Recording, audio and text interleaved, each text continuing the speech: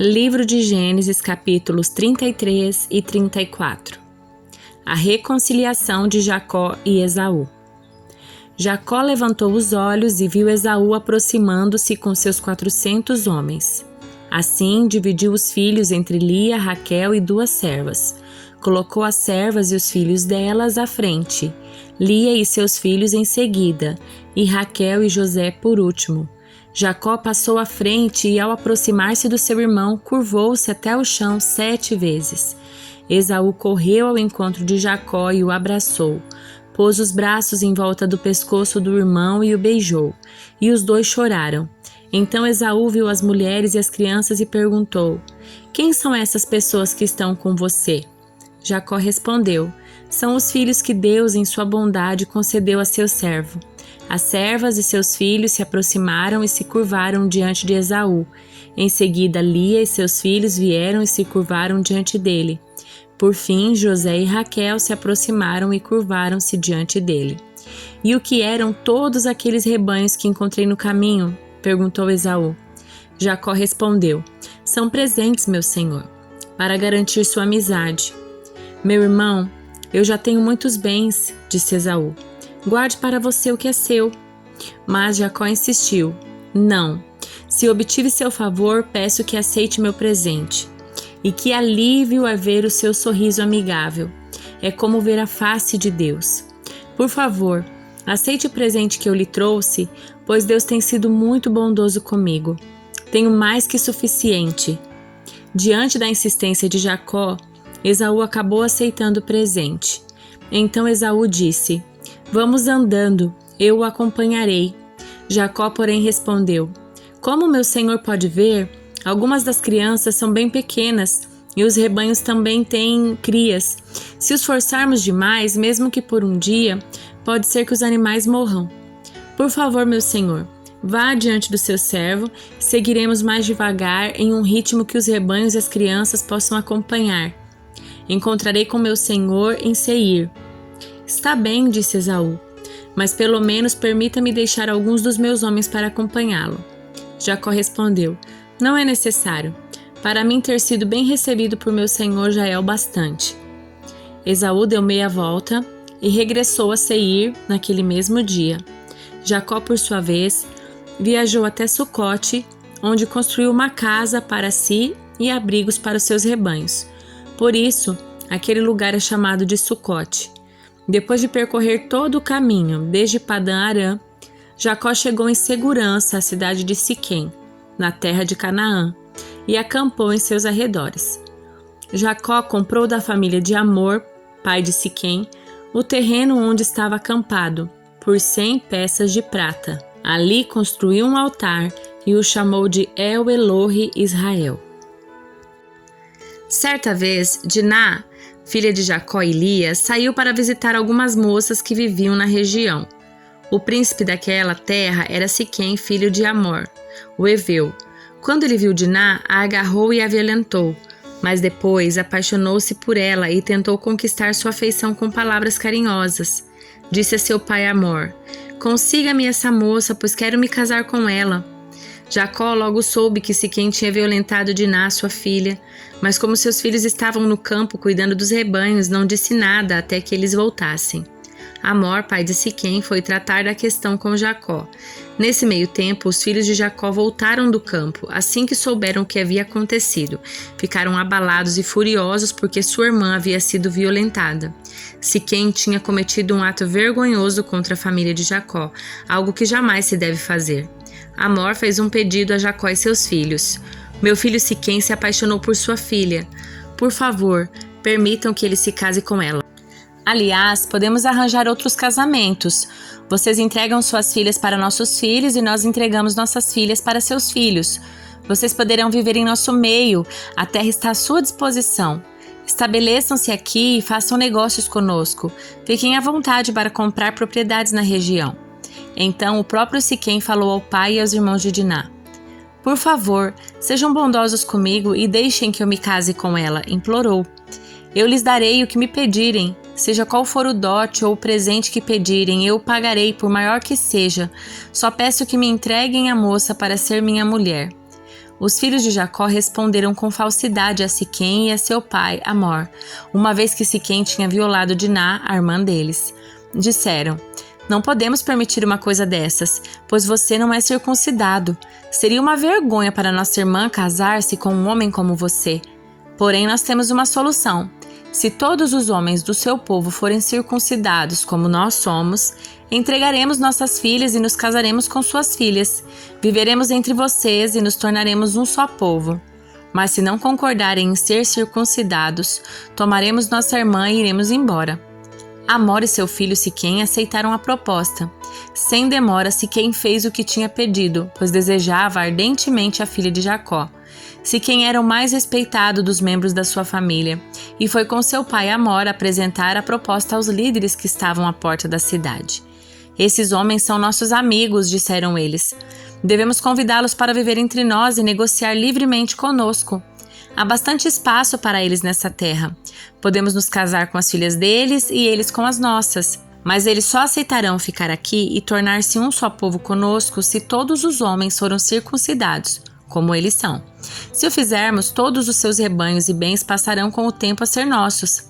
Aceitemos a condição deles e deixemos que se estabeleçam entre nós.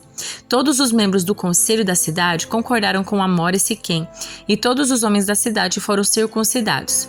3 dias depois, quando eles ainda sentiam dores, 2 filhos de Jacó, Simeão e Levi, irmão de Diná por parte de pai e mãe, tomaram suas espadas e entraram na cidade sem encontrar resistência.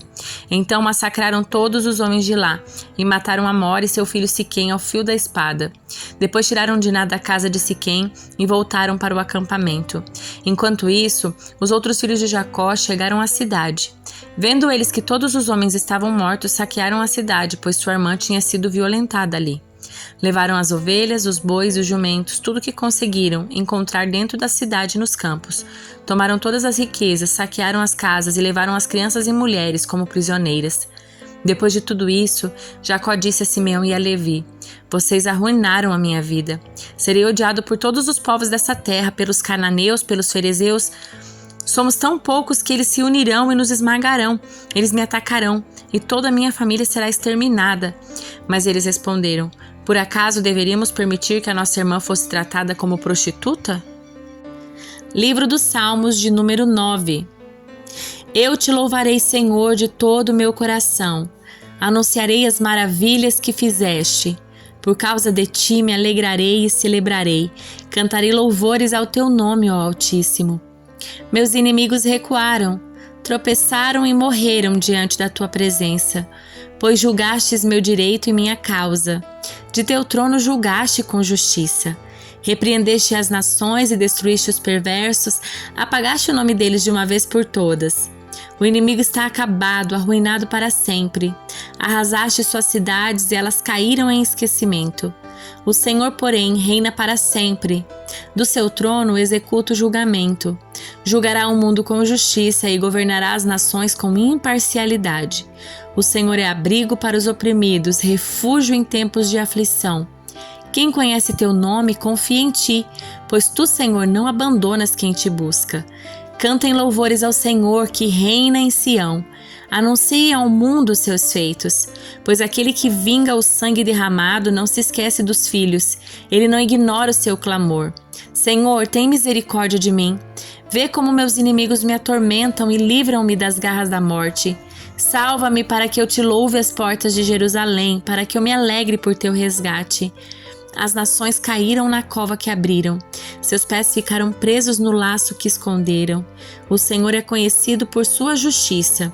Os perversos são pegos nas próprias armadilhas. Os perversos descerão à sepultura. Esse é o destino de todas as nações que se esquecem de Deus. O necessitado, porém, não será esquecido para sempre. A esperança dos pobres nunca mais será frustrada. Levante-se, Senhor. Não permitas que simples mortais te desafiem. Julga as nações. Faze-as tremer de medo, Senhor. Que as nações saibam que não passam de simples mortais.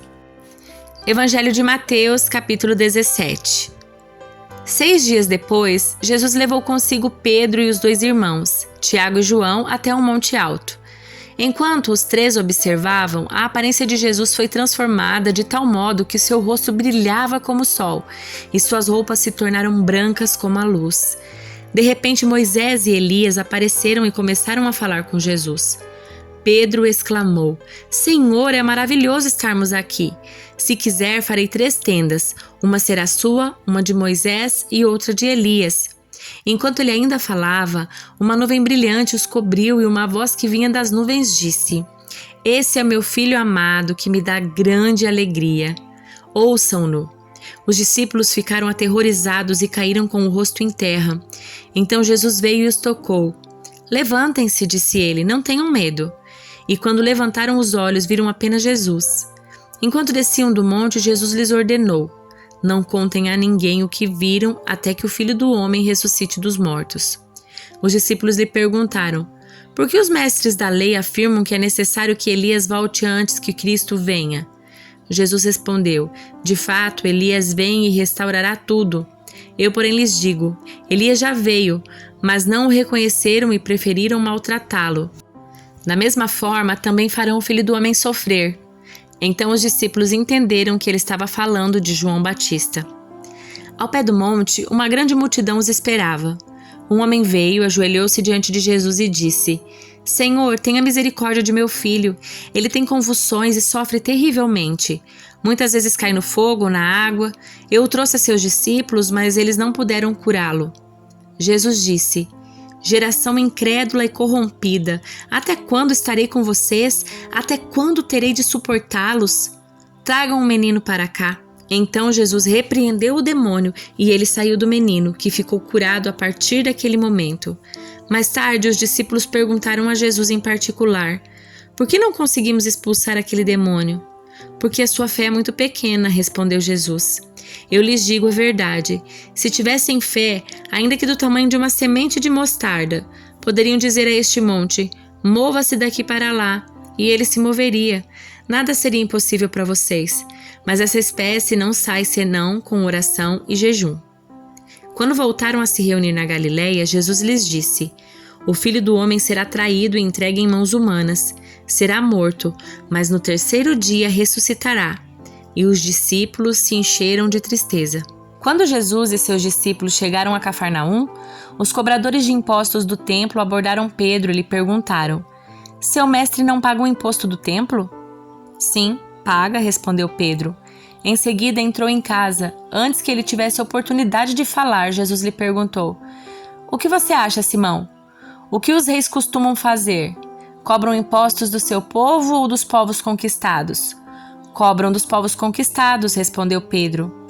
Pois bem, disse Jesus, os cidadãos estão isentos, mas como não queremos que se ofendam, desça até o mar e jogue o anzol. Abra a boca do primeiro peixe que pegar, e ali encontrará uma moeda de prata. Pegue-a e use-a para pagar os impostos por nós 2.